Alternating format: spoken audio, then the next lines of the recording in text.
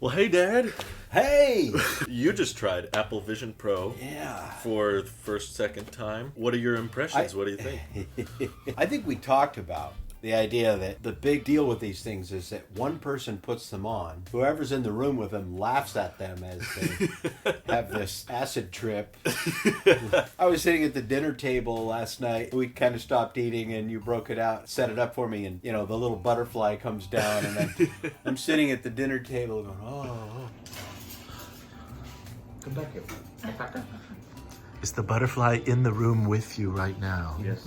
It flew off and now the big screen opened up and I'm looking out at the... And then you look around and everybody's just looking at you like, they can't see what you're seeing. And they're like, Yeah. you're a nut job. It's a very thin line between mental patient and wearing a headset. Well, alternate states, of reality is what you're... Yeah. Altered states. You're experiencing You're something experiencing else. something. I've never had a drug issue, but I think that might Until describe now. what people are... Not that I hope that this affects the sale of these things. Yeah. Well, maybe people want to Maybe have positively. It's a clean way of having an acid trip. It might be cheaper. A little. Maybe in the long run, if you're not having to go to the hospital or It's a long-term going to investment. rehab or whatever. It's a lot cheaper than rehab. $3,500. So Yes, yeah, that's it's just up there. That's quite a lot. That's what you pay for, new tech. I saw Yes, the cutting original edge. Apple. The Apple. The Apple. We didn't buy it, but I had a cousin that owned a computer shop. Had the Apple One on display in the Really? computer shop. It was before Apple II, so it was the Wow. Apple One. I mean, we hooked it up to the television as Oh, a yeah. monitor. Just an old black and white TV. And I'm sure that was over $1,000, and that's in the mid-'70s. But with inflation, it was probably close to... And then Apple II was something I saw a lot of. That was their floating around. mainstream. That That was kinda what took 'em we big. had in schools when I first started teaching. Was usually sitting in the back of the room, disassembled because some teacher didn't know how to put it together, but Yeah. they'd received one somehow. Sure. Maybe third year teaching, I Uh-huh. had color Mac Performas. In the classroom, it was, the Performa and those. And I know we were paying $1,200 and $1,300 in those days. That's what it costs just to be the early adopter. Yeah, to get to the front of the line there with new technology, you're gonna pay. I like the experience. How'd you feel about the pass-through, being able to see your environment through Yeah, it? that it surprised me. You had something last summer that was Those Vitcher glasses. Those didn't feel right. Didn't feel.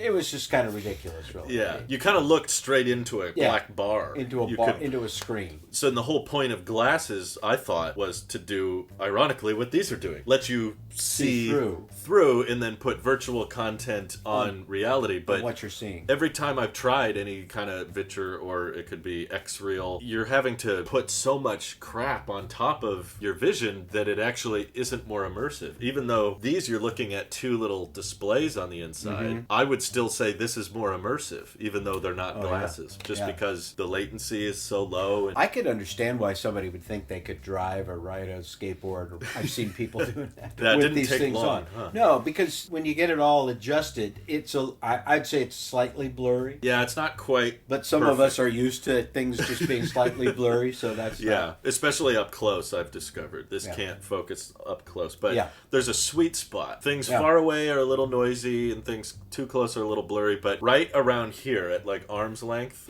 3 to 6 feet away from your eyes, as long as you're not looking on the edges, because you have that kind of goggles feel, that little binocular, little FOV.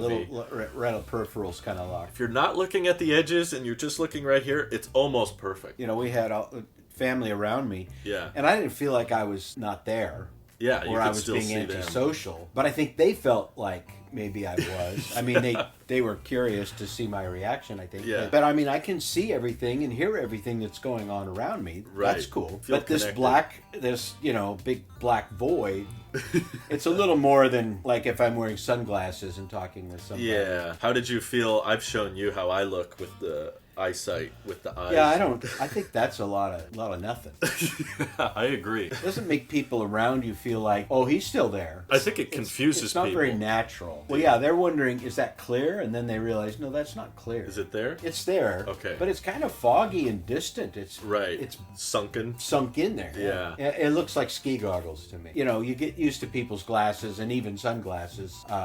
Sure. People kind of get used to. Mirrored sunglasses are a little more of the experience of this. this, where because I can see my reflection in you. Yeah, that was the other problem I think that doesn't help is it's very hard to get the lighting right to where you can actually see the eyes. Yeah. It's so curved and reflective. Every light source is refracting and bouncing off it. If it didn't have that, maybe we'd be saying, I feel like you're in your own little universe. It might, yeah, you're right. It might look dumber if it was just flat. If it was flat glass, it might be less reflective, but then your eyes would be more flat looking. So you'd look, I don't know. What are they? Cubism? Some kind of a... You look like a Minecraft character. You look like a El Salvador Dali painting or something. Yeah. Do you notice a change in depth as I twist? Like it gives you a different perspective as I look? Because that was the intention with the lenticular. It's there, but it also kind of fades. Right. As you look away, I can't see your profile. Really fast. You get about 3/4 of your profile and I can see it. You had it up on your monitor, casting it. That's a different experience because the big screen moved really with your shaky. head. Yeah, it moved with your head. Moving around a lot. But what I was viewing was very smooth and like we were watching Star Wars and it was like being at a really big screen theater where I could literally move my head and see this part of the screen and move my head down and see the other part of the screen. Right. That's a cool experience. If you had to be on an airplane or somewhere, this is what they had to watch movies on. It's better than watching it on the back of the person in front of you or on your phone or the phone. Yeah. It's an expensive rig for could buy a lot of movie tickets with that. Yeah. How would you feel wearing this in a public place like that? Would you feel comfortable putting it I would on an airplane because I think people know what you're up to. I mean, this is no better. And anywhere you go, restaurants, public places, particularly airports and airplanes, everybody's locked in on it. This is kind of that. It's a continuation. Taking it to the next level. Although I will say it's a little heavy. If you had your head reclined and you're on an airplane with your head reclined watching it, that would be pretty nice. I don't know what kind of computing I would do. I certainly wouldn't be typing in the air. Yeah, I feel tried weird that. about that. I tried to show you that a little bit on Safari. It's cool that it does that. Yeah. But I don't think it would be something I would want to do out in public. I remember, when Bluetooth phones started to become a hit. And you go to the talk restaurant. about the acid trip.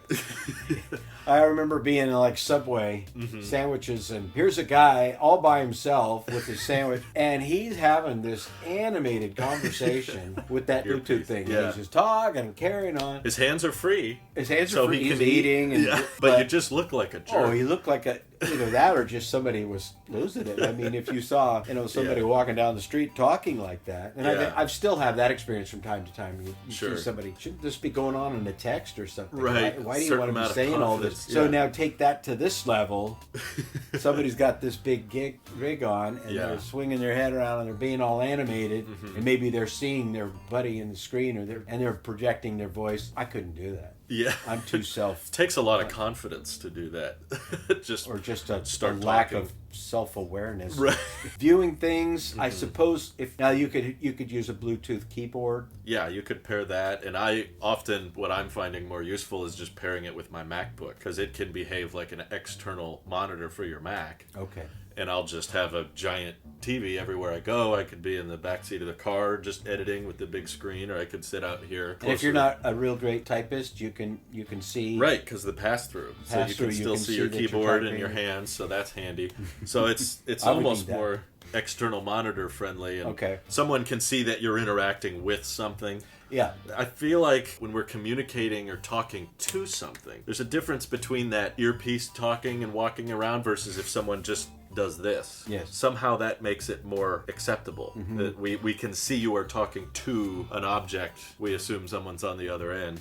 Well, I think so many people anymore. I mean, how many full voice phone conversations do you do anymore? Yeah, that's dying off too. We're all texting. Unless it's like a FaceTime. Yeah. Like for us, we do a FaceTime. Sure. From time to time. But most often, nearly every day, we're texting back and forth. Right. So I don't see a big market for people that just want to be able to communicate with people face to face while they're out and about. Not with this. Yeah. I don't think so. I mean... Makes it more isolating than a phone, I think. I mean, you see it in teens. Just go by a high school. You'll see how often they just want to escape. They just want to be able to divert their eyes away. I'm not looking at anything or anybody in particular. I'm looking at this. Well, before texting, before iPhones, I remember going like to a sporting event or something. See people who were alone. If you arrived to a football game, they would right away have their phone out because nobody wanted to walk up. You know, where's my friends? Where's my friends? Instead, it's like, oh, I have friends. I have people. I'm talking to someone. I'm talking. Probably not even really talking to anybody. Just makes them feel more. Yeah, it makes them feel connected. Like, oh, I'm not alone, and so that insecurity. But there's a little bit of insanity with it because you'll be using it, and your head is just off into distant nowhere. It's hilarious to watch. Well, how many videos have you watched of people VR and they're freaking out, or monsters chasing them or something? Everybody in the room is just laughing at them. They are. Yeah. And this person's just didn't take long with this. There's been so many videos of people doing illegal things like driving, or I saw a guy flying a plane with one on. And we keep saying, yes, that's stupid. Don't do that. However, if you were to do it with a headset, this is the one. This is the pass-through that you really feel like you could. I really feel like it's convincing. It cut out something when I stood up. I was doing the environments thing. You were on the moon. I'm going to walk on the moon. And as soon as I stood up, don't run into anything. Yeah, and it faded. It faded, so you had the room there. You couldn't have the full immersive moon experience and walk. That would be interesting as an entertainment vessel if you had some kind of a floor that moved, or some way that it could allow you to move around and see it. But what did you think of the comfort? Did it feel fairly comfortable, or was it pretty... I still don't like wearing my glasses. So I think it's probably... Various people have a various level of comfort with it. It does feel a little heavy, but not uncomfortable. And they sure done due diligence on the headband and the eye, the foam, layers. And all of that is just very comfortable for what it is. If I was really into that and wanted one, I would mostly use it in an easy chair. With my head. It would help a lot if you're just or if you're on an airplane, relaxed. You've got kind of that high back kind of chair, because if you're sitting on the couch like this and moving around a lot. I agree. Well, long term, do you think this is just a current fad, or do you see this being pretty mainstream after a few generations down the road? I could be really bad at guessing. There were a lot of things about... Well, you've followed Apple longer than I have. Yeah. I'm concerned, is what I'll say. Sure.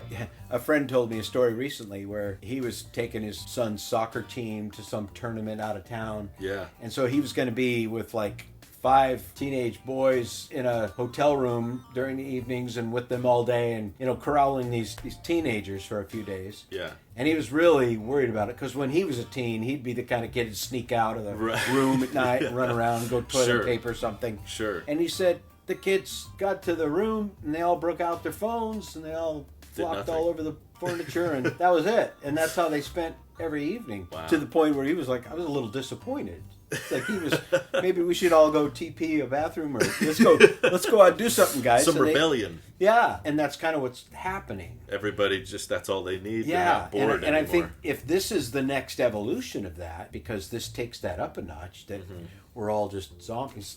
It's coming to Incredibles 2, where you put on these visors and all of a sudden you're zoned out. That's what these guys, and that the phone has become our go-to zone out place. Yeah, that just captures And this our is attention. if this is the evolution of that, which in some ways yes, in some ways no. I think, and I've heard you say, if they could get it to this level, I'm not needing cameras to pass through it. It's actually projecting just onto the glass. Screens. It's transparent. Yeah. Maybe that's not going to do the environments.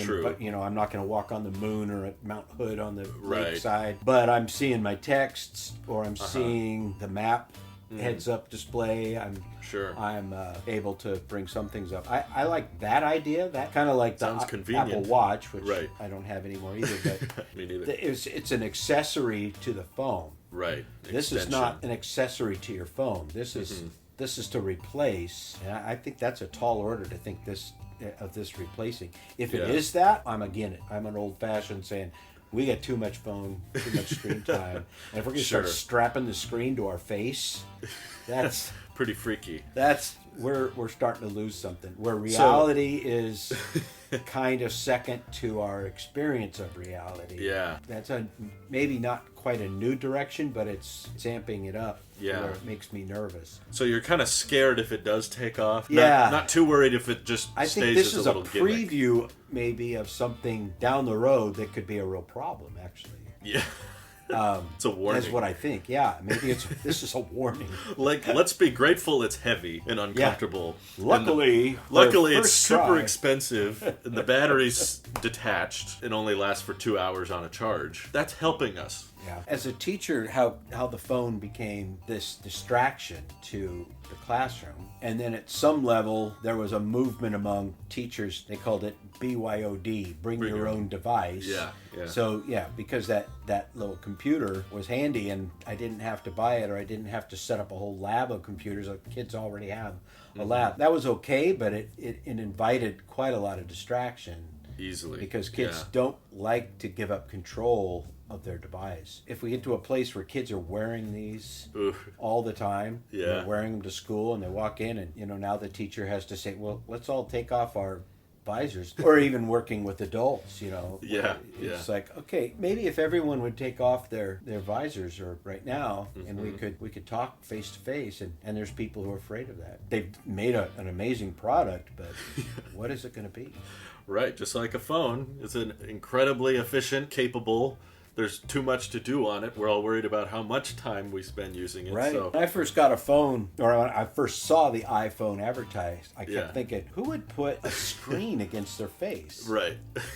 And of course, that isn't how it's mostly used. It's mostly this way. But we didn't see it that way. You're stuck in the paradigm of a phone. A phone is this. A phone. Right. Yeah. We weren't seeing all of the capabilities of that screen yet. I mean, you might do this if you were streaming, but you don't take a screen or a device and stick it to the side of your face. Well, it's easy to forget because the original iPhone, there was no app store. There wasn't even multitasking.